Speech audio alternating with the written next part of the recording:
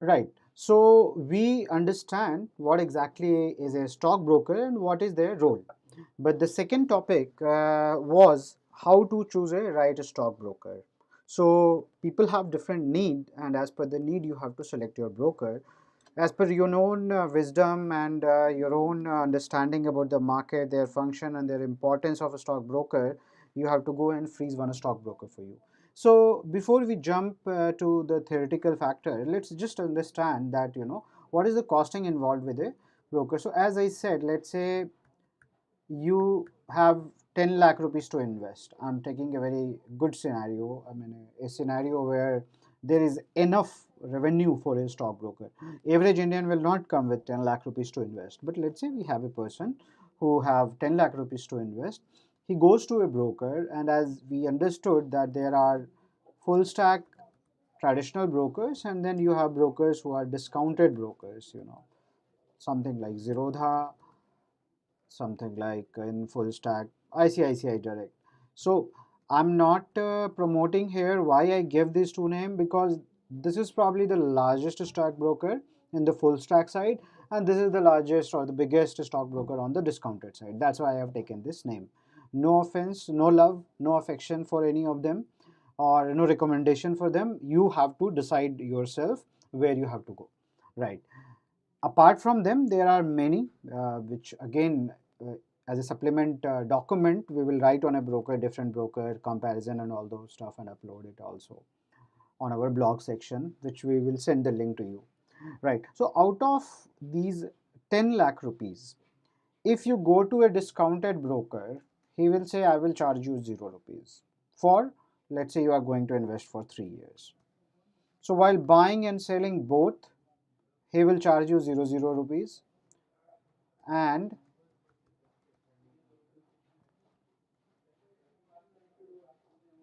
there will be no expense apart from that, the government GST and security transaction charges and other charges, which is non-avoidable, that you have to pay. If you go to a full stack broker, and if you are going to someone like ICICI Direct, they will charge you 0.5% of your investment as a brokerage. So out of 10 lakh rupees, 1% will be 10,000 rupees, half a percent will be 5,000 rupees.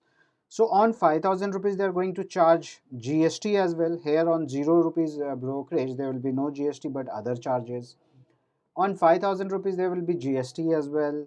And when you are buying at 5,000 rupees, you are giving brokerage, you will be giving a brokerage at selling also 5,000 rupees. So you can see that, in 3 year time frame, you are going to uh, make a difference of 1% if you are just going and comparing between a full stack and discounted broker. Still, some people will choose to go to the ICICI Direct, and they will say that, okay, since the brokerage is not a big concern for me, I want safety also. I don't know about Zerodha or Upstock, who are simply a broker. I don't understand their model, why they are offering me on zero. Let's say they have doubt and they have affection for ICICI Direct, and they go there for certain advantages. Yes, they will shell out 10,000 rupees more. They Most important thing is, if they're going to invest 10 lakh rupees, this 5,000 rupees will be deducted at the very first time, the moment they do the trade. So brokerage can, yes, reduce down your return. Nowadays that the competition is very high, there are second line of full stack brokers also, who will give you, if you negotiate. So if you are aware, you can negotiate. You can simply tell them that, okay, Zerodha is offering me free, I'm not ready to give you 5,000 rupees, but I'm okay if you charge me 2,000 rupees while buying and selling, because anyway I'm going to buy for 3 years, and they will give you the account. Honestly speaking, if you go and negotiate hard, I'm not sure about the ICICI Direct, but if you go to Motilal Oswal, Aditya Birla Money, Edelweiss, Sher Khan, Angel, they will very happily give you 20 paisa, 10 paisa in fact also. With my personal experience I'm sharing with you, they will give you at even 1,000 rupees. Why they are also fighting on the brokerage side and giving discounted brokerage to everyone, is there is a reason. And the reason is, most of the brokers have become advisor as well, and they give free advisory. So what I'm talking right now is not something which you will hear in book, read in book, or read in any talk from a stockbroker. But this is my own personal experience, and something which I strongly feel that this is not the right setup in India. Law has to change. Law should change, and the law should come like, this is a very important thing I'm telling you people here, because you are going to be retail investor one day, you are going to serve into this industry one day, and you have to make this industry better. I'm also doing my own piece of work to make this better by spreading this education. So what I strongly feel that one stockbroker should not be a advisor, and an advisor should not be a stockbroker. What happens that here comes the conflict of interest. Even when you are a long term investor and you think that you are going to invest for 3 years or even 30 years, what will happen that these people will understand they took a lot of effort to bring you on their platform. So there was client acquisition cost, and then to engage a client they have to maintain reports, data, keep support employees and a lot of stuff. So since client acquisition cost and client acquisition and client engagement cost is there, they are not very happy to just earn 2000 rupees from one client. So what they start doing is they start telling you that even in unnatural way you can make more money. Unnatural way means instead of becoming just a long-term investor, what you can do that you can buy, sell, and become a trader in another way, and you keep trying the keep tr- you know try keep trying for timing the market. In the previous chapter we have read that it's almost impossible to time the market, but some of the brokers, not all, they start calling you and they promote you to time the market and trade frequently so that they can make this 1000, 2000 rupees every now and then. Now this is a conflict of interest. The conflict of interest is stockbroker is giving free advisory so that every day you get yourself, you keep excited, they keep you excited, you stay excited, and keep doing a lot of buy and sell, and they will make their money through the brokerage, and that's why I call it a conflict of interest. And honestly speaking, I don't want to take the name. I'm not naming ICICI Direct for doing this. Let me be very clear here. I'm not defaming anyone, but yes, this is one of the trend which I have observed, that stockbrokers become stock advisors and they advise morning, evening, and every time, so that client do often client do frequent trades and they generate their brokerage. And obviously if client is giving so much of the brokerage, he will be losing money and a lot of people lose money. So I personally feel SEBI should bring law and strict stockbrokers, saying that no, you cannot promote advisory services of yours. You want to be advisor, you create a difference in return and then charge client. Let some other stockbroker handle his account. This is the future, I can tell you. This has to be future because more and more people will start demand. If this is not going to be the future by law, what will happen that discounted brokerage firm will take a leap over the full stack firms. Because what happens, the discounted brokerage, I have again seen this pattern that discount brokers, they generally don't give you a call and keep sending you the advisory. What I'm telling you is what I observe. You can also see your own observe, you can also observe your own thing.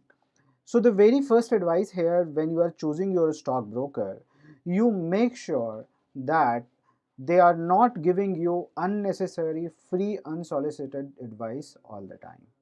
They are not very pushy in terms of asking you to trade again and again. Okay, so this is one thing you have to take care of. If you are going to be a long-term investor, you can still choose to stay with full stack brokers. Negotiate with them hard and give them a small brokerage. If you are going to become a trader, then probably since you are going to put very small money, you can go and, as per your need, negotiate with any discount broker and try your luck there, right? I always say this, that you are trying your luck, because I know on the retail side, most of the people go and trade even with discounted brokers with very limited knowledge about the trading, because trading has also evolved a lot in last 10, 15, 20 years. So in another way, I can say, if you have not back tested your model, you are trying your luck only. So you can go and do that while choosing a broker. Another thing which you have to see here is client service. So I mean, different companies have different kind of service agreements with client, and many of the times they don't honor it. And if they don't honor it, people write a lot of feedback about those brokers. So you need to go and check on internet also, that whether stock brokers are delivering the things which they commit on their website or not. So this is another way you can also see whether the stockbroker is right or not right. Okay, then can also find out on SEBI whether how many complaints has come against any broker. A broker who is involved into wrong practices, what happened with Carvi, uh, they can, if they have done it once, they will repeat it, they'll do it again, right? So you have to go and check about that stockbroker whether they have many complaints number. So complaints are always there. With some broker it is higher number of complaint, with some broker it is lesser number of complaint. So you have to go and check whether they have lot of complaint or not. Okay, and that is how you can also, that you can keep this also in mind while going to select one of the broker for yourself. Then obviously I'm not trying to tell that people who are big, they are, so there is a phrase, too big to fail. So only the big brokerage houses will not fail. It's not the case. Even a biggest of the brokerage house can fail. So you have to use your own judgment in terms of people who are, so the way I am going to teach you qualitative analysis, where you will be judging a company, based on their model, their aversion against the risk. Similar concept you can apply and try to see whether the right stockbroker, who is the right stockbroker, right? So a very, I mean, I simply bought this chapter into the very first section where we are discussing the frequently asked question, is because I wanted to tell you this factor mainly, that you have to be very careful in terms of understanding one part, that a broker who is chasing you again and again for doing trades may not be a very right broker for you. A broker role should be very restricted to doing the broking part and giving the right services. But apart from that, every other factor is very subjective factor. And most of the time in a very transparent world, so the social media has made a lot of things very transparent, and you can find, so before going to select any broker for yourself, see, me being a teacher, I don't want to promote one broker, and that's what I'm saying again and again. It will be a good exercise for you that before opening account with anyone, you go and check all kind of negative and positive feedback about those brokers. Last but not the least, which also I have covered in the previous chapter about POA. So a good broker will listen to you. When you say that I now understand that I don't want to give you my power of attorney, you have to listen to me and you have to open the account in that format only, because I'm going to invest only for the long run. So a stockbroker who is ethical, who understand everything and ready to support you, they will open your account even without giving the POA.